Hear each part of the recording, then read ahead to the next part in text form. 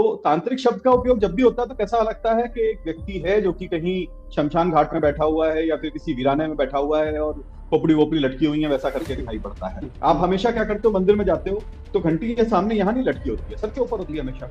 जब आप उसको पहुंचते हो सर के ऊपर बजाते हो अपने, तो उसके अंदर की पूरी वाइब्रेशन जो होती है वो आपके शरीर के अंदर समाहित होती है।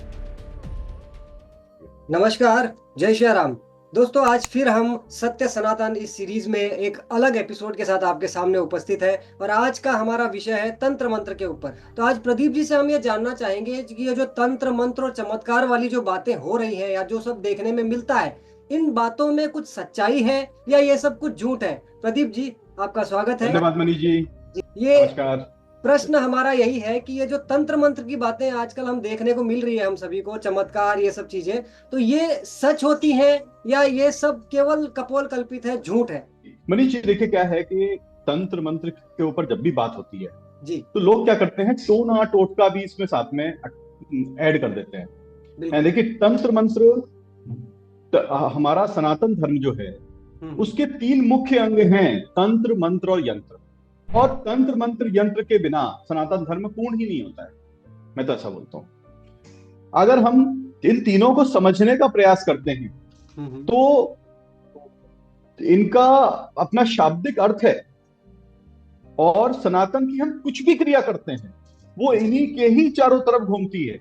यानी अगर हम तांत्रिक बोलें तो तांत्रिक शब्द का उपयोग जब भी होता है तो कैसा लगता है कि एक व्यक्ति है जो कि कहीं शमशान घाट में बैठा हुआ है या फिर किसी वीराने में बैठा हुआ है और खोपड़ी वोपड़ी लटकी हुई है, वैसा करके दिखाई पड़ता है। ऐसा लोगों के विचार आता है क्योंकि ये हमारा मीडिया है, टीवी है, और ये जितने भी सीरियल्स वगैरह हैं उसमें उसी प्रकार से दिखाया जाता है। बिल्कुल। लेकिन तंत्र, अगर इस शब्द को, इस संस्कृत के शब्द को हम लोग दो भागों में बांटे तो तन का मतलब होता है शरीर, जी त्र का मतलब होता है टूल। हम अगर अपने शरीर को साधन की तरह उपयोग करते हैं ईश्वर की प्राप्ति के लिए तो उसको तंत्र बोलते हैं। योग जिसको बोलते हैं, योग भी एक प्रकार का तंत्र है, प्राणायाम भी एक प्रकार का तंत्र है। हम पद्मासन में बैठते हैं तो वो एक तंत्र है।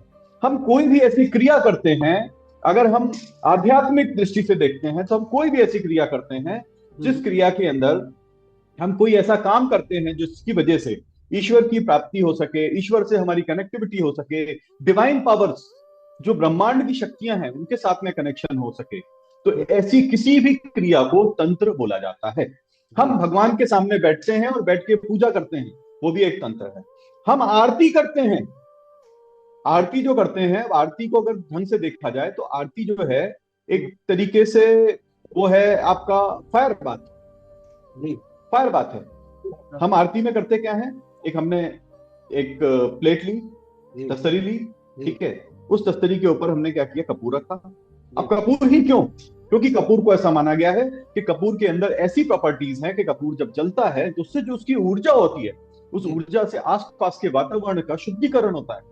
आसपास के वातावरण का शुद्धिकरण हमेशा ऑक्सीजन की वजह से नहीं होता है। आसपास के वातावरण का जो शुद्धिकरण है वो वहां पे विद्यमान जो शक्तियां हैं उनकी वजह से होता है। वो पॉजिटिव शक्तियां जो हैं उस तरफ अट्रैक्ट करती हैं, और जब आप उसको ऐसे घुमाते हो तो हमको ऐसा महसूस क्या होता है, भगवान जी की मूर्ति सामने है तो हम भगवान जी की आरती कर रहे हैं। लेकिन जब आप उसको घुमा रहे हो तो आपके शरीर के चारों तरफ वो घूम रही है, और उसके घूमने की वजह से जो फायर जो है आपके चारों तरफ घूम रही है वो भी कपूर की फायर, उसकी वजह से पॉजिटिव एनवायरनमेंट जो क्रिएट होता है, आपकी मानसिक शक्ति बढ़ती है, आपकी चेतना शक्ति बढ़ती है, आपके अंदर प्राण शक्ति बढ़ती है, और आसपास का जो वातावरण है उसका भी, उसके अंदर पॉजिटिव एनर्जी जो होती है वो भी विद्यमान होती है। तो इस पॉजिटिव एनर्जी को विद्यमान करने का जो प्रोसेस है उसी को आरती बोलते हैं, और आरती एक प्रकार का तंत्र है। एग्जाम्पल लेते हैं, मंदिर जाते हैं, मंदिर जाने के बाद हम क्या करते हैं, घंटी बजाते हैं मंदिर में। अब घंटी बजाना बहुत बड़ा एक तंत्र है, क्योंकि जैसे ही घंटी बजती है तो घंटी बजते ही क्या होता है, उसमें से तरंगे निकलती है। आप हमेशा क्या करते हो, मंदिर में जाते हो तो घंटी के सामने यहाँ नहीं लटकी होती है, सर के ऊपर होती है हमेशा। जब आप उसको पहुंचते हो सर के ऊपर बजाते हो अपने, तो उसके अंदर की पूरी वाइब्रेशन जो होती है वो आपके शरीर के अंदर समाहित होती है। आपने देखा होगा कि एक हीलिंग प्रोसेस होता है जिसके अंदर एक बड़ा सा भगोना जैसा जो होता है वो तांबे का बना हुआ, उसका उपयोग करते हैं और उसको लकड़ी से बजाते हैं। और जब उसको बजाते हैं तो उसकी फ्रीक्वेंसी की वजह से पानी जो होता है आसपास अगर आप ग्लास में रख दोगे तो वो ग्लास में से चुटके करने लग जाएगा। उसी प्रकार से हमारा शरीर भी तरल पदार्थ से बना हुआ है। हमारे शरीर के अंदर भी 70% वाटर है, और ये जो पानी है उसमें जब वो ऊर्जा समाहित होती है तो वो ऊर्जा की वजह से वो पानी का मूवमेंट होता है, जिसके अंदर शरीर के अंदर ऊर्जा जो होती है वो चैतन्य होती है ऊर्जा। तो जी पूरा का पूरा हमारा सनातन धर्म ही इस पे बेस्ड है। तो हम बोले तंत्र व्यक्ति कर रहा है, वो खोपड़ी लेके बैठा हुआ है, वो भी एक प्रकार का तंत्र है। वो भी ऐसा नहीं कि तंत्र नहीं है, वो भी एक प्रकार का तंत्र है। और हम जितनी भी क्रियाएं करते हैं सारी की सारी तंत्र में आती हैं। मंत्र जो है, मंत्र की शक्ति असीम है। मंत्र का भी अगर शाब्दिक अर्थ लें तो मन और त्र, जी मन क्या हुआ हमारा? मन हुआ हमारे अंदर जो भी विचार चल रहा है, जो हमारे अंदर सोच चल रही है, हमारी एक एक सेल के अंदर। हमारी छोटी सी एक सेल है, हम हाथ को उंगली पे रखते हैं, इस उंगली को, तो ये उंगली पहचान जाती है कि ये मेरा हाथ है। इसके मतलब इसके अंदर एक मेमोरी है, जो मेमोरी बता रही है इसको कि ये मेरा हाथ है। तो ये कैसे पता चल रहा है उसको? उस मेमोरी से पता चला। इस प्रकार से हमारे शरीर की सारी जितनी भी सेल्स हैं, हर सेल के अंदर अपनी खुद की एक मेमोरी है। और वो जो मेमोरी है वो उसको ये बताती है कि ये आसपास के एनवायरनमेंट के विषय में जानकारी जो है वो जो एकत्रित हो रही है वो हमको देती है। हमारे कान जो है उनकी सेल्स हैं वो सुनने का काम करती हैं, रिसेप्टर ऑर्गन है ये। आंख जो है वो देखने का काम करती हैं। हमारा जो शरीर है उसमें जो खाल है हमारी, वो छूते हैं तो वो सेंसरी ऑर्गन का काम करती है। अब हम कोई भी मंत्र का उच्चारण करते हैं तो मंत्र क्या करता है? उस मेमोरी में परिवर्तन करता है। और एक बहुत बड़ा साइंस है। अब आप एक चीज सोचिए कि हमारा पूरा का पूरा जो हमारा जीवन है किस चीज पे निर्धारित है? हमारा जीवन निर्धारित है सनातन धर्म के हिसाब से देखें तो हमने पूर्व जन्म में जो कर्म किए, पिछले जन्म में जो भी कर्म किए उसके ऊपर निर्धारित करता है। पूर्व जन्म में अगर अच्छे कर्म किए हुए तो आपका जीवन अच्छा रहेगा। अगर पूर्व जन्म में थोड़े खराब कर्म किए तो कठिन जीवन रहेगा। लेकिन मंत्र एक ऐसी चीज है कि वो उस मेमोरी को, क्योंकि पूर्व जन्म के जो आपके कर्म हैं वो कर्म भी कहीं आपके शरीर के अंदर कुछ मेमोरी में छुपे हुए हैं, और वो शरीर से वही काम कराते हैं जिसकी वजह से पॉजिटिविटी और नेगेटिविटी होती है।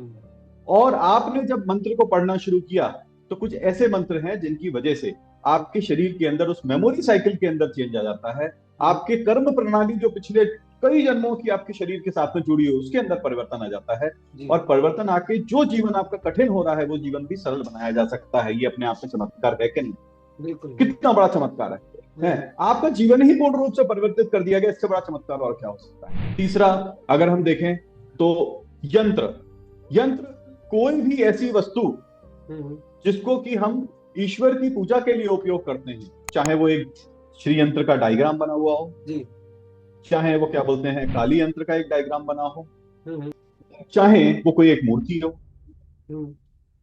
चाहे वो कोई एक मंदिर के अंदर एक पिक्चर बनी हुई हो, चाहे घर के अंदर ही आपने एक पिक्चर लटका रखी हो। आप गुरु का चित्र जो टांग रहे हैं वो भी अपने आप में एक यंत्र है, क्योंकि गुरु से आप संपर्क कैसे करेंगे? आपने यंत्र को सामने रखा, यंत्र की पिक्चर जो है वो आपके दिमाग में बसी और उस यंत्र से आप उसको कंट्रोल कर रहे हैं। तो इस प्रकार से यंत्र को भी हम अगर दो भागों में बांटते हैं तो यंत्र मतलब ऑब्जेक्ट, त्र मतलब टूल यानी साधन। ऑब्जेक्ट जिसको हम साधन की तरह उपयोग करते हैं, हम किसी मूर्ति की पूजा करते हैं तो उसको भी हम यंत्र मानते हैं। हम मूर्ति के सामने बैठते हैं, उसकी पूजा करते हैं और मूर्ति को के अंदर जो उसकी चित्रण है उसको अपने दिमाग के अंदर हम समाहित करते हैं जी। और उसको दिमाग के अंदर जब समाहित करते हैं तो उस मूर्ति की जो ऊर्जा है वो हमारे अंदर चैतन्य में समाने लग जाती है, उसकी जो शक्तियां हैं वो हमारे अंदर समाने लग जाती हैं और हमारे शरीर के हिसाब से वो काम करने लग जाती है। तो जो तंत्र मंत्र यंत्र के बारे में बोला जाता है, पूरा का पूरा ब्रह्मांड जो है वही तंत्र मंत्र यंत्र से बना हुआ है। जब हम बात करते हैं कि पूरे ब्रह्मांड की संरचना कैसे हुई, तो पहले हमारा जो वैदिक शास्त्र है वो ये बोलता था ओम का जो शब्द है जिसमें ओ उ और म तीन भागों में विभाजित किया सकता है। ये तीन ऐसी साउंड्स हैं जिनको हर व्यक्ति बोल सकता है और ये तीन साउंड जो हैं वो ब्रह्मा विष्णु और महेश की साउंड माना गया है। और ब्रह्मा विष्णु महेश किसको माना गया है? अगर ब्रह्मा बोले तो ब्रह्मा माना गया है न्यूट्रॉन, एक एटम होता है ना, उसके अंदर न्यूट्रॉन प्रोटॉन और इलेक्ट्रॉन से बना होता है जी। जो लोग साइंस पढ़ी होगी जिन्होंने वो आसानी से समझेंगे इसको जी। तो ब्रह्मा माना गया है न्यूट्रॉन को, विष्णु माना गया है प्रोटॉन को यानी पॉजिटिवली चार्ज पार्टिकल, और इलेक्ट्रॉन को माना गया है महेश। आज के समय क्वांटम साइंस आ रही है। क्वांटम साइंस आने के बाद में पहले तो क्या था कि हम लोग ये मानते थे कि हर एक कोई भी वस्तु है, मान लीजिए ये पेन है, इसके अंदर भी छोटे छोटे एटम से बना हुआ है, हमारा शरीर भी छोटे छोटे एटम से बना हुआ है। जी। तो ये छोटे छोटे जो एटम्स हैं, ये एटम्स जो है पार्टिकल्स हैं, और ये पार्टिकल्स जुड़ के बन गए हैं। जी।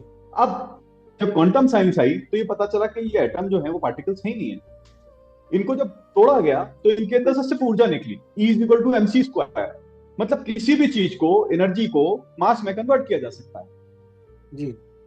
साइंस का बेसिक फॉर्मूला है E is equal to mc²। मतलब साइंस उसको किसी भी ऊर्जा को मास में कन्वर्ट किया जा सकता है और मास को ऊर्जा में कन्वर्ट किया जा सकता है। यानी किसी भी पार्टिकल को अगर आप ब्रेक करेंगे तो वो ऊर्जा बन जाएगा, और ऊर्जा को जब आप संगठित करेंगे तो वो एक पार्टिकल बन जाएगा। यानी हमारा सारी चीजें, हमारे आसपास की, पीछे की जो मेरी दीवार है, जिस कुर्सी पे मैं बैठा हूं, मेरा शरीर, सब कुछ उसी ऊर्जा से बना हुआ है।